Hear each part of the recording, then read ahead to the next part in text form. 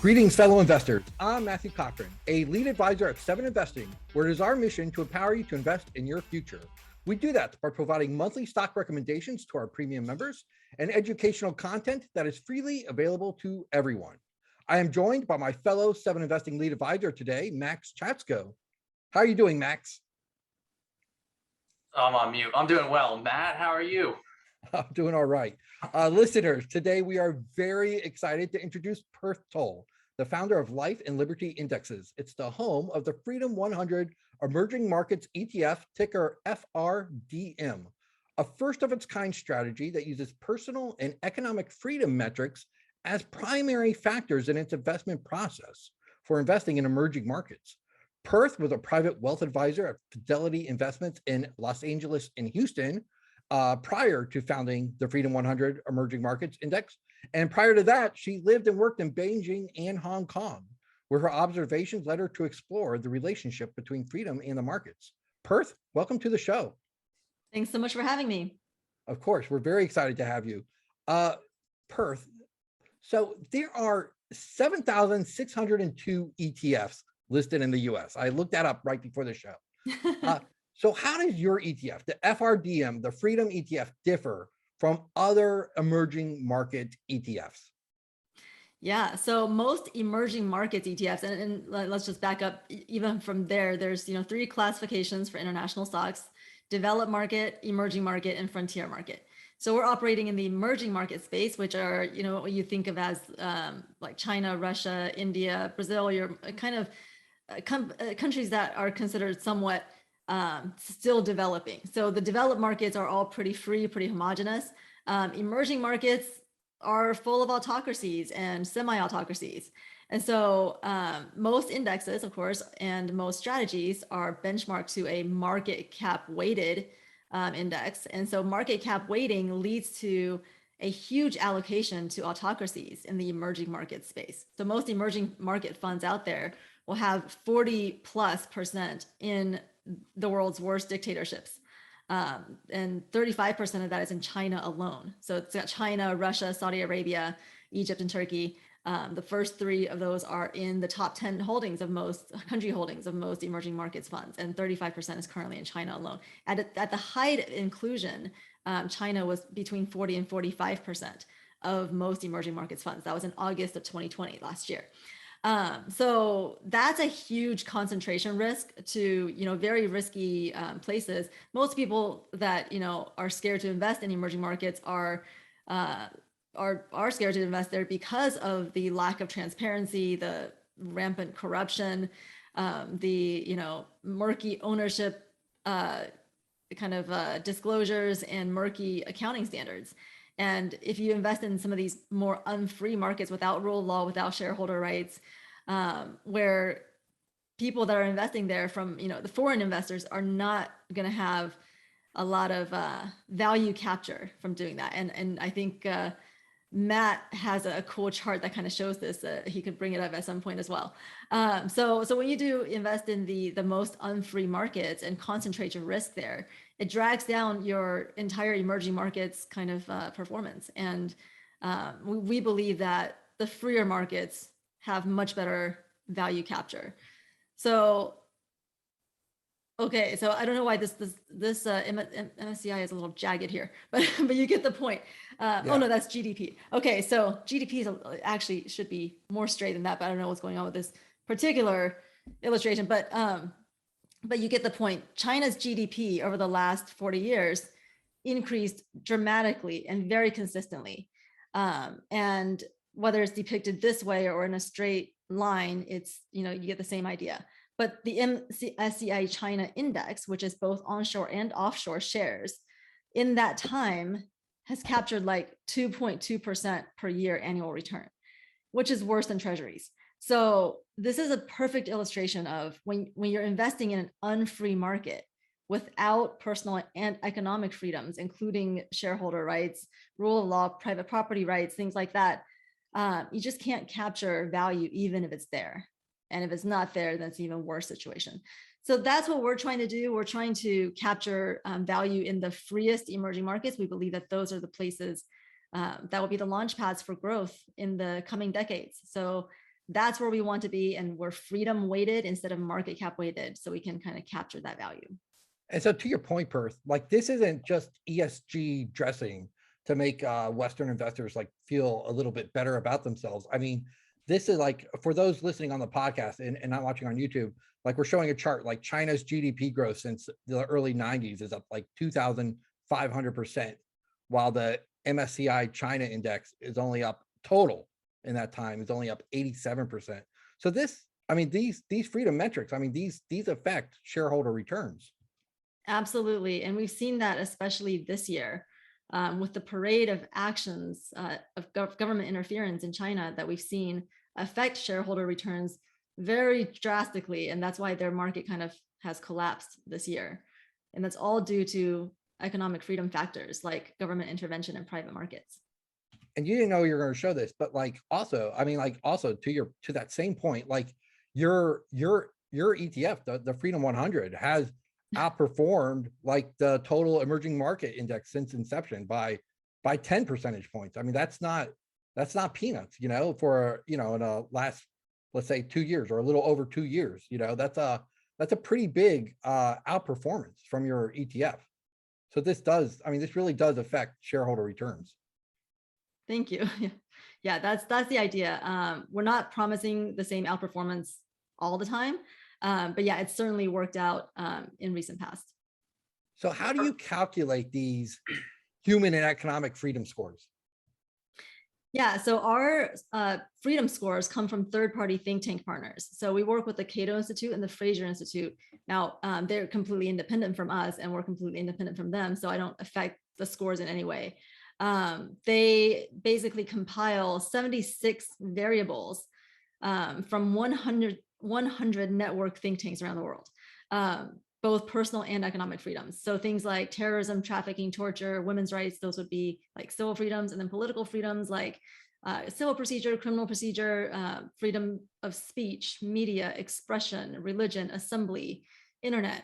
So all of those types of kind of political freedoms, and then the economic freedoms that we're all familiar with, you know, like government intervention in private markets, private property rights, rule of law, taxation, business regulations, freedom to trade internationally, soundness of monetary policy, and so forth.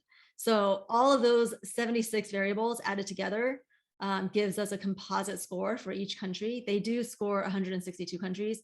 We only use the emerging markets universe, which is about 26 countries currently. And we look at the absolute score. So we're not looking at the possible change in the score. So we're not looking at like, okay, what's the potential trajectory of Venezuela? Because the bottom countries will always have the biggest potential to change for the better. So that's not what we're trying to capture. We're trying to capture the absolute score, who is the freest right now among their peers. So it's the absolute score relative to their peers. So if you're one of the freer markets, then you end up being included in the index. So we turn those kind of scores into country weights based on the level of the score. Yeah, once you find these countries and you have the ranking, the relative ranking, how do you identify what companies to include in the ETF? Yeah, so with this is mostly a top-down approach where we're, you know, the biggest innovation is the freedom weighting on the country level. And the reason why we do country level for that is because governments are best positioned to protect freedoms, not individual companies themselves. So we do that country level ranking and then the country level weighting and inclusions. And then those weights don't change. And then we go down to the security level and we're just trying to capture a good representation of the market in each of those countries without changing the country weight. So we market cap weight securities within their country weights and exclude state-owned enterprises. We only include right now the top 10 largest, most liquid companies in each country, excluding state-owned enterprises. That's just to bring the economic freedom theme all the way through. Now, the fund is getting bigger. So in the future, we may add, you know, some companies per country. Is not always going to be probably just 10.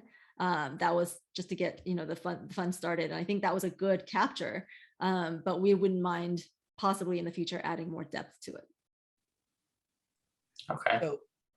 So Perth, like I think this stat might be a little outdated, but I saw something where like emerging markets are like 85% of the global population, 50% of GDP, and only 15% though of total like global market cap. So do US investors like ignore emerging markets too much in their portfolios? I think investors in general tend to have a home country bias, and especially in the US where our market has done so well. That's very easy to do. And people say, well, all of our companies are multinationals and they operate in all these other countries, so we don't need that additional direct exposure. So I think there's a lot of that home country bias. I disagree with that. I think that every investor should have some allocation to emerging markets. I come from Fidelity, where I was a financial advisor for 10 years before starting this company, and Fidelity always had an allocation to emerging markets. So allocators will always have an emerging markets allocation, and that's just for diversification. Right now, especially, emerging markets are so favorably valued compared to developed markets, and especially compared to US, just because US is so high, that right now is a really good time for that diversification. So yeah, I would encourage investors to look beyond their home markets for growth.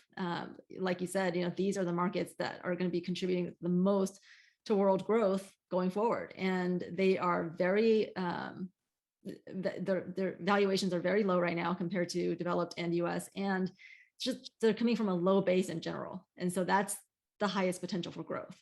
So that's where we want to be, but we don't want to be in countries where companies have to put state interest first, like in China. As we've seen this year, there's a cost to doing business like that, and we're not willing to take that risk and subsidize that cost for these companies. So we would rather be in countries where companies are free to act in their own and the shareholders' best interests, instead of having to put state interest first. So that's key, I think, in emerging markets investing. One of the countries that makes it the cut in the Freedom Index is Chile, and they have a very important presidential election. It's pretty widely contested. It could go in like two different extremes almost, I guess.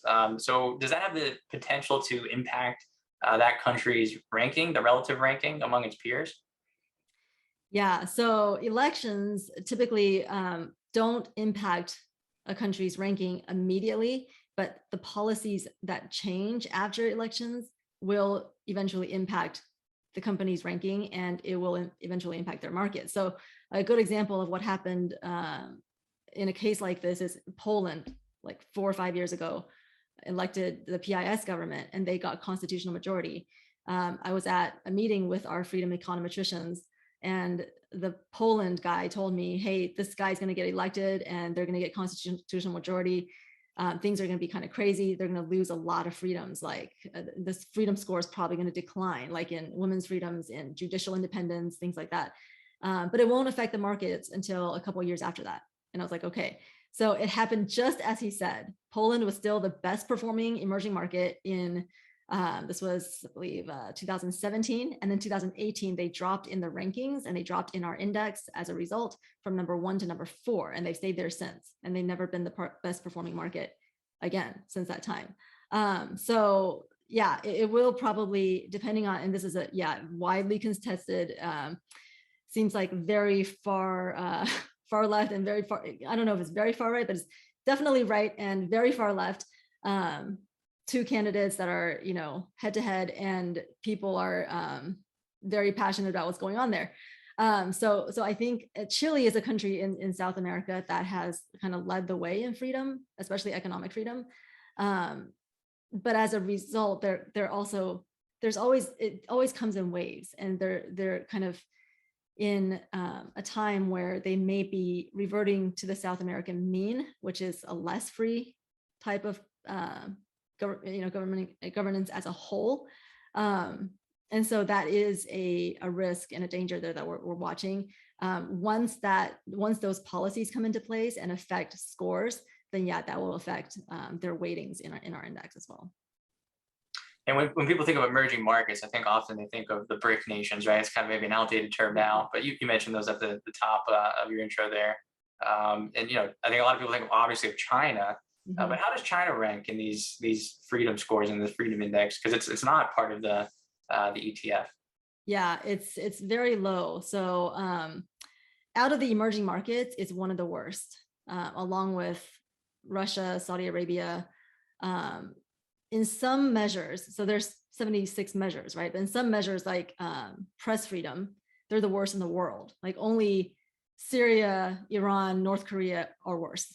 So it's very poor. But they had an increase in economic freedom over the past 30 to 40 years because they went from abysmal policies under Mao, where tons of millions of people died in famine, to like not so bad policies. And that created the conditions for people to lift themselves up out of poverty. And they did that in spectacular fashion. And China grew, as we saw on that chart. Again, we didn't capture that as foreign investors in their stock market, but China grew and that a lot, and that is undeniable. So they did have that period of increasing economic freedom, but now even that economic freedom is going the other direction. So the pendulum is swinging the other way really fast. So right now, for China, I don't see an inclusion happening anytime soon, just because of the trajectory. But I would love to have them in the index. I'm from there, and if they were in the index, that would mean they become more free. We're not excluding them arbitrarily or any other country. It's all a natural result of the freedom weighting. And when you exclude a country like China, I mean, they obviously have some of like the bigger tech companies in the world, like Alibaba, Tencent, JD.com. Those are companies that are even familiar with U.S. investors. When you eliminate a country like that, can you still have like sector diversity in an emerging market fund? Like I know there's a lot of like financials and commodity, energy companies in emerging markets. Can you still have do you still have room for tech and other sectors of the economy? Yeah, actually, great question. Tech is our biggest sector. And that's because our biggest holdings are in Taiwan and South Korea, like Taiwan Semiconductor and Samsung.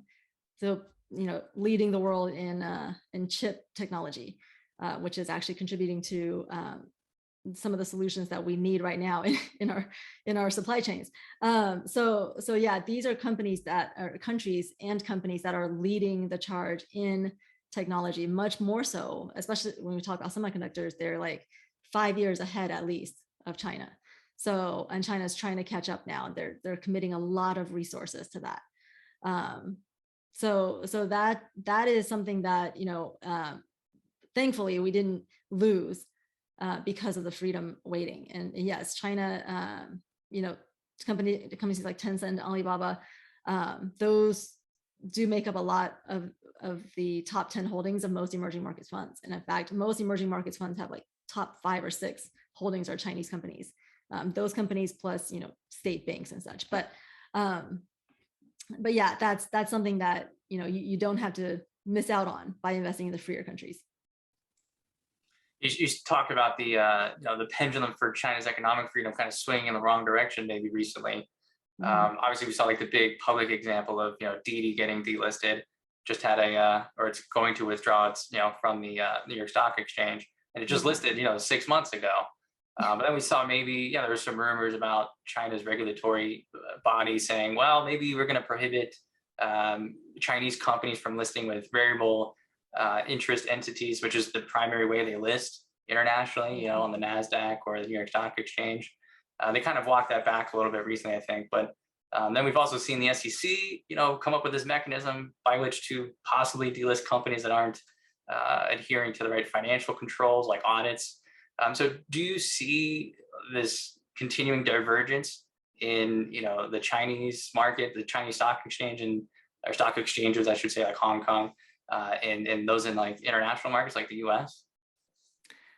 Yeah, I do. And that's an interesting situation because, there are a lot of voices in the US that have called out for delisting Chinese companies off of US exchanges because, they weren't being transparent, they weren't sharing their books. But it's not the companies that weren't sharing the books, it's the government in China that didn't allow it because, those books were considered state secret. And that is now what's happening to the tech companies is their data is considered state secret. There's a new data security law. So anything in China that's like a state, sanctioned, like state secret stuff is always called security, like national security law, data security law, right?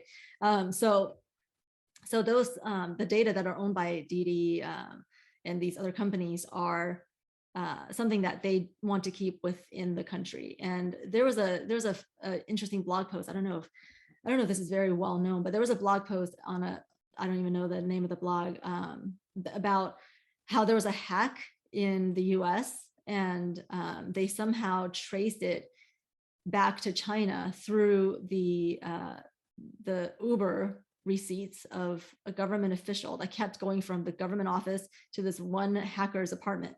So it's just like back and forth, office, apartment, office, apartment. And from that's how they traced it back to China. So, that's one example of how data could be, something the government wants to keep under wraps, customer receipts and things like that. So yeah, I don't, and China is at this time, what they need is to become more transparent, but what they're doing is the complete opposite. So they're going in that direction, and I would expect that to continue. So whether it's the US calling for a delisting or China calling for a delisting, I think a delisting is happening. And it's also the worst case scenario for investors. Because when a company like Didi, when it delists, it doesn't even have a chance to recover. So, we saw the education companies basically go flat to zero after they had to become nonprofits, basically by government decree overnight. Very profitable companies, by the way, and then just became like, I actually have this chart, maybe I can bring it up later, but that is a situation that's pretty much, I thought, was the worst case scenario. But then if they actually have to delist, there's no chance for recovery. And so that's the actual worst case scenario, I think. And it's basically happening. So yeah, I think there is that risk there now, in addition to all the other risks in investing in Chinese stocks now. Now, for funds, some funds can just, like if these bigger names will also be cross-listed somewhere else, like in Hong Kong. So those funds will just have to do paperwork to change the listing. But so for funds, it shouldn't be a problem. But for individual investors in individual stocks, that's something that is worrying.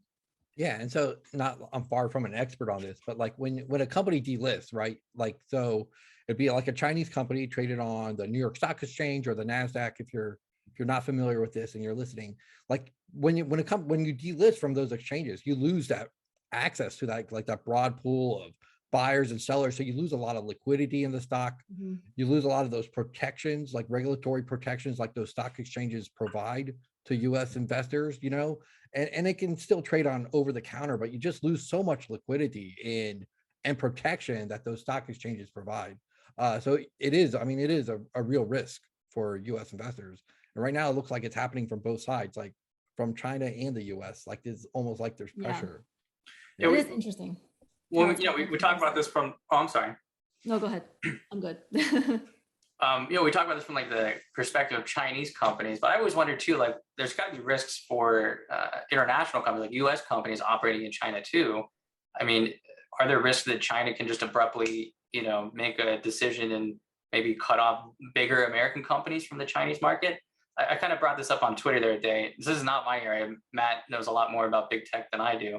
But like Apple generates like 19% of its total revenue in China. It's almost as big as Europe as far as a contributor to its business.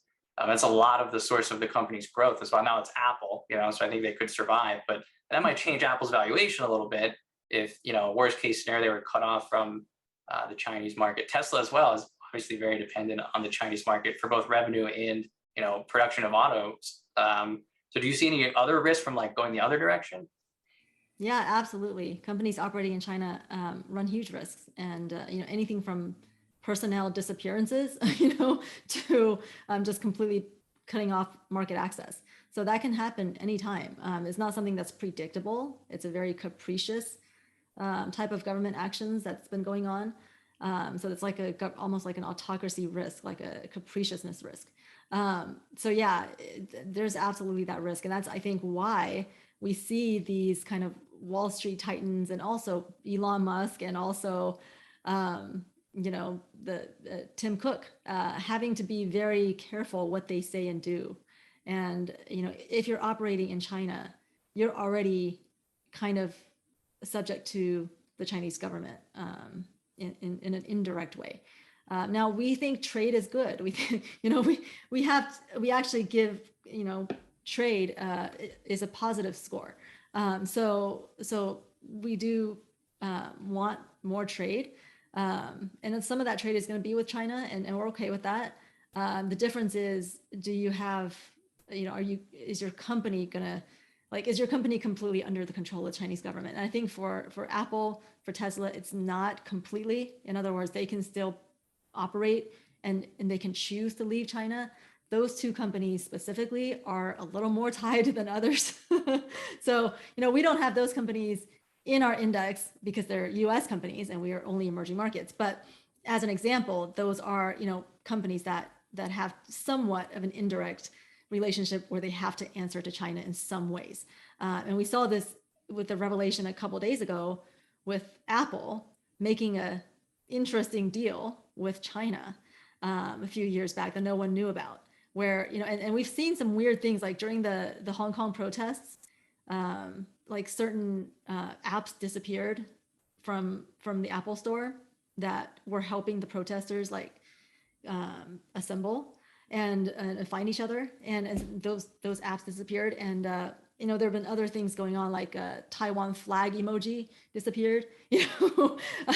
Just silly things that you can tell something's amok, right? So that has happened with Apple. Very disappointing, So I think most of us are or have been Apple shareholders at some point, and yeah, that's a dilemma. But yeah, any company operating in China, there is that risk.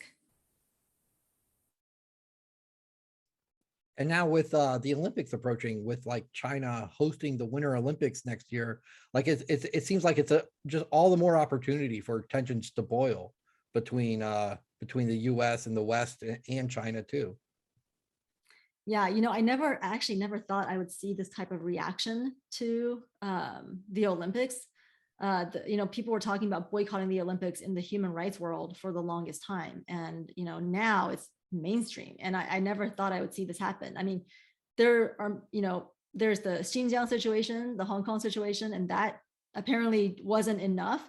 And what it took was one person, Peng Shuai, to say something about her own experience with a Communist Party official. And, the post was disappeared, then she was disappeared. And, that in itself, she even said in her post, I know this is coming up against impossible situations, basically. And she said it much better than I did, like a, bug against a rock or something. I don't know what she said, but it was very well put. And she did it. I mean, one person, she was the trigger. It's kind of like in the stock market, there's always a trigger. We know something's going to happen, but there's always a trigger. And she was the trigger. And this is a perfect example of how one person can make a difference. I mean, she wasn't even posting in, world forums. It was just on Chinese forum. And she was just posting to a Chinese audience. And, she has a platform because she is a famous tennis player, world champion. And the World Tennis Association came behind her and backed her. And, other players like Serena Williams backed her. And that was like a snowball effect. And we, as far as Wall Street, we've never seen this kind of courage out of any organization. And so to us, it was shocking. And I think for a lot of people, it was. And so at the same time, Ines Cantor, or now Ines Freedom, of the NBA started speaking out against China. And so two individuals in the backdrop of millions of Uyghurs and millions of Hong Kongers who came out on the streets, two individuals ended up being the catalyst. And now I believe the US, the UK, Canada, Australia, Lithuania, now Switzerland, I guess, have all come out with a diplomatic boycott. Now, you could argue diplomatic boycott isn't a lot. It's still just a diplomatic thing, but it's a statement. And that's more than I ever thought I would see. So, right. Yeah. This is kind of in your wheelhouse with, the Freedom Index or human rights violations. Do you think there's going to be pressure on Western companies to not advertise or not have as big of a presence at the games because of this now? I think companies that do advertise at the games are going to be dealing with blowback. Yeah. And I mean, we've already seen that, right? I mean, like it seems like, but you're right, like this Apple deal, like you spoke of, or apps disappearing from app stores, but it's always disappointing. Like you've seen, you know, in the last couple of years, you've seen like big athletes like LeBron James make, I guess, disappointing statements, you know, about like the NBA's relationship with China when people are asking the NBA to speak out and things like that. But but yeah, I mean, like is that pressure going to grow? Like, do you think we're at like an inflection point here? I mean, it's definitely something. I think the snowball has started. So yeah, I do think the pressure will actually grow. And I'm very cynical about this because we work on Wall Street. Like Wall Street generally doesn't care about human rights. Generally, our investors are different, obviously. You guys are different. But generally, we don't care about human rights. We don't, we only care when it hits our wallets. And so this shareholder value destruction that occurred this year in China, I think got everyone's attention. And now people understand autocracy risk and possibly, realize we've mispriced it. And so, yeah, I think there's been a lot of hypocrisy as well that people are just getting tired of, like with LeBron James, same thing with ESG investing sometimes, where basically, you exclude, like LeBron is like very vocal about causes in the US, and that's very good. And I think Enes Kanter would agree with him on all of those. He just, Enes just wishes that LeBron would be equally vocal about issues outside the US, especially China. But when it comes to China, LeBron is silent or defensive and says some very, nonsensical things. And so same thing with ESG, right? So ESG funds in emerging markets, especially stark, because most of these funds have something in the rule book that says we're not going to deviate more than 1% from the non-ESG benchmark. So by policy, they're greenwashing.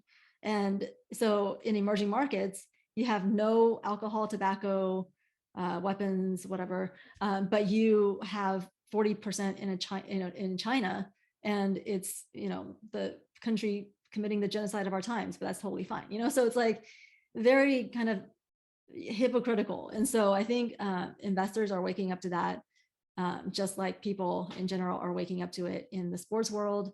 I don't know if it's hit Hollywood yet, but I do see kind of a sea change in sports and in Wall Street, on Wall Street. Perth, you're very passionate when you talk about these things, and I've heard you talk before about your upbringing and just like how you were born in China and then came to the U.S. Can you just speak to that if you have time and tell us how that shaped your worldview? Sure. So I was born in China, in Beijing, and I stayed there until I was 9. My parents came, like one came when I was 1 and one came when I was 4. So I was with my grandparents, and I came when I was 9. And after college, I went and lived in Hong Kong and traveled to the mainland. And I made local friends in Shanghai and Beijing. And I had a friend in Shanghai. We called her Maggie. And she was the same as me, like same age, just like all of my American friends in every way. But she didn't exist on paper. Like there was no birth certificate, no school records, no hospital records. She basically grew up on fake identities because she was born the second child, and her parents registered her brother for school and for existence. Now, she's one of the lucky ones. The one child policy in my generation in China changed the whole culture of my generation. And now it's 3-child policy. And, before they were, forcing people to have only one kid using very intrusive, coercive measures. And now they are forcing people to have more kids. So it's like, okay, central planning really didn't work in this case. And because they're dealing with the worst demographic crisis in the world. And so that's when I realized, okay, freedom matters. Like these policies matter for a society and the growth of a market as well. Because I saw the difference it made in my life and also in the markets in Hong Kong versus China versus US and so forth. So when I came back and worked at Fidelity as a financial advisor, I had clients who came from like Russia or Saudi Arabia. I was in the LA and Houston markets. So a lot of immigrant clients.